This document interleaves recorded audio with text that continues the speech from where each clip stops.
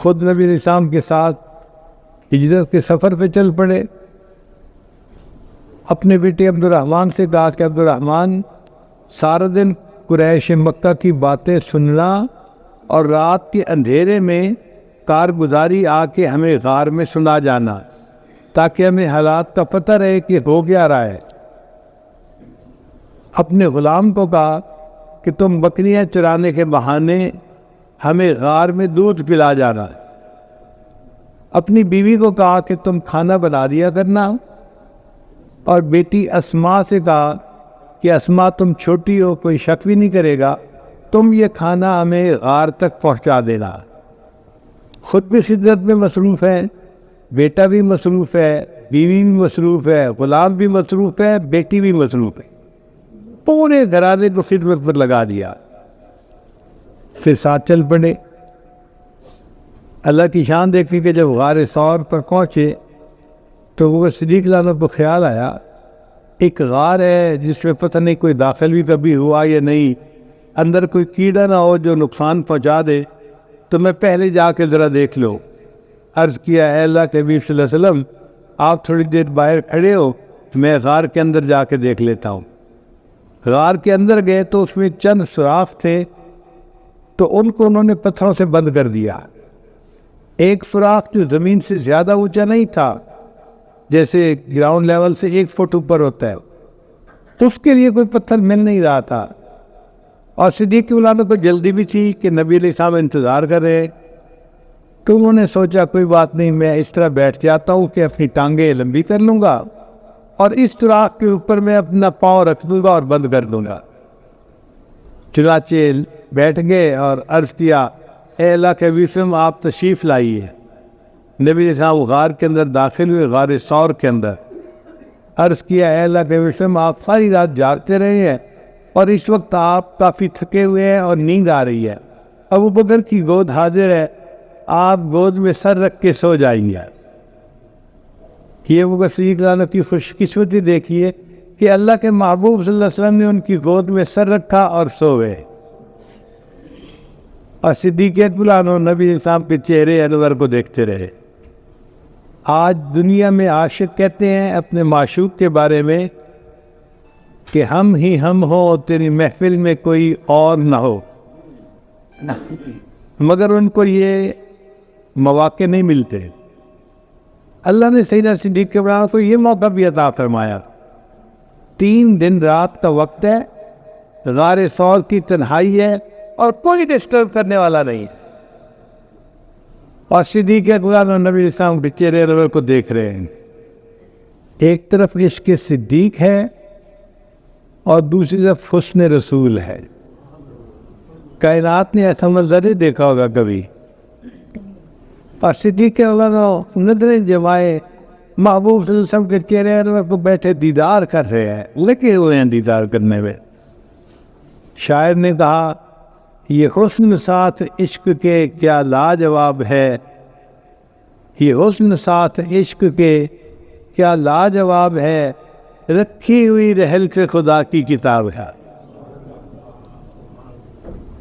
چنانچہ سید عطا اللہ شاہ صاحب بخاری رحمۃ اللہ فرمایا کرتے تھے، سیدنا صدیق اکبر کو مخاطب کر کے کہ اے اللہ کے محبوب کے رفیق، میں غار ثور کے بارے میں تصور کرتا ہوں تو مجھے یوں لگتا ہے کہ آپ کی گود رحل کی مانند ہے اور میرے آقا صلی اللہ علیہ وسلم کا مبارک چہرہ کھلے ہوئے قرآن کی مانند ہے.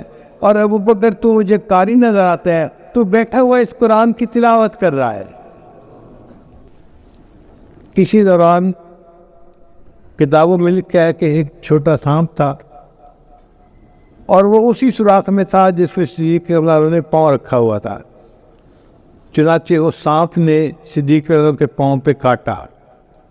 اب شہد کی مکھی کاٹے تکلیف ہوتی ہے، بھیڑ کاٹے تکلیف ہوتی ہے، بچھو کاٹے تکلیف ہوتی ہے، تو سانپ کی بھی تو زہر ہوتی ہے نا. جب سانپ نے کاٹا تو تکلیف ہوئی، مگر ابو بکر صدیق نے اپنے پاؤں کو ہلنے نہیں دیا کہ نبی علیہ الصلوۃ والسلام کی نیند میں خلل نہ آ جائے.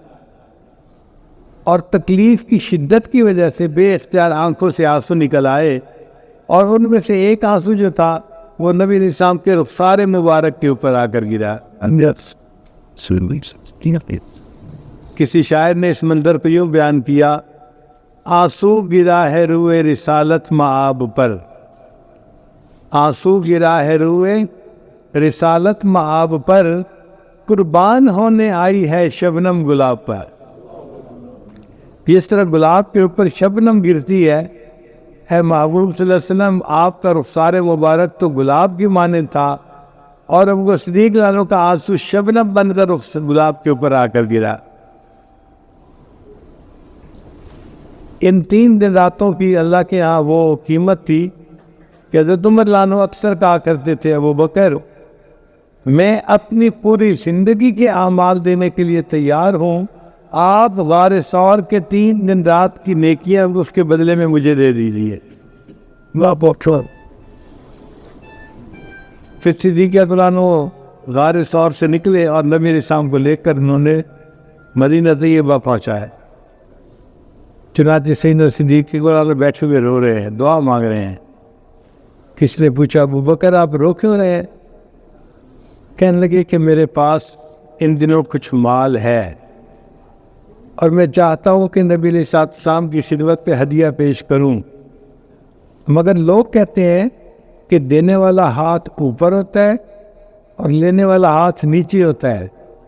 میں نبی علیہ السلام کی یہ بے ادبی نہیں کرنا چاہتا، تو میں اللہ سے دعا مانگ رہا تھا، اللہ میرے آقا صلی اللہ علیہ وسلم کے دل میں ڈال دے وہ ابو بکر کے مال کو اس طرح خرچ کرے جیسے کوئی ذاتی مال کو خرچ کرتا ہے، میں یہ دعا مانگ رہا تھا۔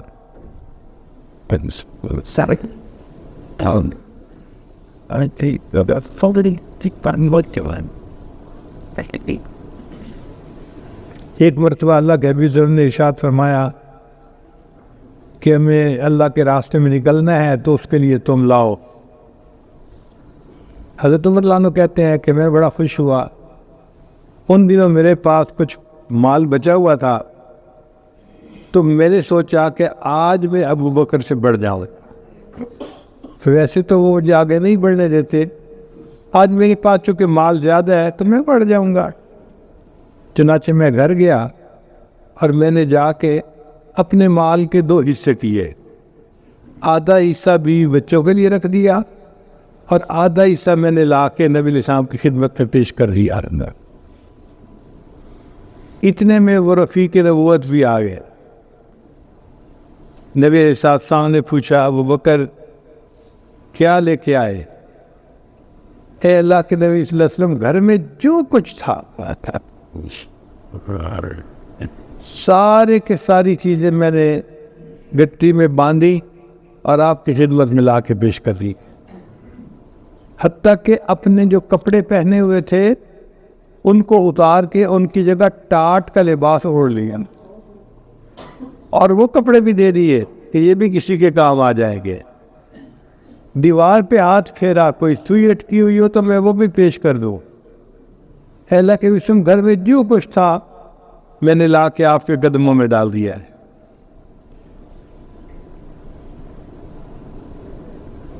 نبی علیہ السلام نے پوچھا، ابو بکر گھر والوں کے لیے کیا چھوڑ کے آئے؟ تو وہ صدیق نے جواب دیا، پروانے کے لیے شمع، بلبل کو پھول بس، صدیق کے لیے ہے خدا کا رسول وائی۔ اے اللہ کے حبیب وسلم بس میرے لیے آپ کافی ہیں، آپ خوش ہو جائیے، مجھے دنیا کی ہر نعمت مل جائے گی۔ چنانچہ نبی علیہ السلام نے جب ہجرت کا ارادہ فرمایا تو آپ صلی اللہ علیہ وسلم نے حضرت علی کو بلایا اور لوگوں کی جو امانتیں انہوں نے کافروں نے نبی علیہ السلام کے پاس رکھوائی ہوئی تھی وہ حضرت علی عنہ کو دے دیں۔ علی دن میں یہ امانتیں لوگوں کو واپس کر کے تم بھی مدینہ آ جانا، اور ان کو اپنی چارپائی پہ سلا دیا۔ اور پھر آپ نبی علیہ السلام ابو بکر صدیق عنہ کے گھر آئے اور ان کو ملے۔ یہاں علماء نے ایک نقطہ لکھا ہے، وہ فرماتے ہیں کہ اللہ نے حضرت علی عنہ کو چنا لوگوں کی امانتیں ان تک پہنچانے کے لیے، اور اللہ نے ابو بکر صدیق لانوں کو چنا، اور وہ پھر تم میری امانت کو مکہ سے مدینہ پہنچا دینا۔ چنانچہ نبی علیہ السلام جب ابو بکر صدیق لانوں کے دروازے پر پہنچے تو ابو بکر صدیق لانوں نے فوراً دروازہ کھول دیا۔ نبی علیہ السلام بڑے حیران، ابو بکر تم پہلے سے جاگ رہے تھے یا میرے آنے پر جاگے؟ اے اللہ کے رسول میں پہلے سے جاگ رہا تھا۔ ابو بکر رات کے اس وقت تم کیوں جاگ رہے تھے؟ اللہ کے حبیب صلی اللہ علیہ وسلم مجھے کچھ دنوں سے اندازہ تھا کہ آپ کو ہجرت کا حکم ہوگا، اور یہ بھی توقع تھی کہ جب آپ ہجرت کے لیے تشریف لے جائیں گے تو مجھے خدمت کے لیے قبول فرمائیں گے۔ جس دن سے یہ خیال آیا ابو بکر نے رات کا سونا چھوڑ دیا، ایسا نہ ہو کہ آپ تشریف لائیں اور دروازہ کھولنے میں دیر لگ جائے۔ میں رات کو جاگتا ہی رہتا۔ پھر وہ ابو بکر صدیق لانوں نے گھر کے سارے لوگوں کو خدمت پر لگا دیا۔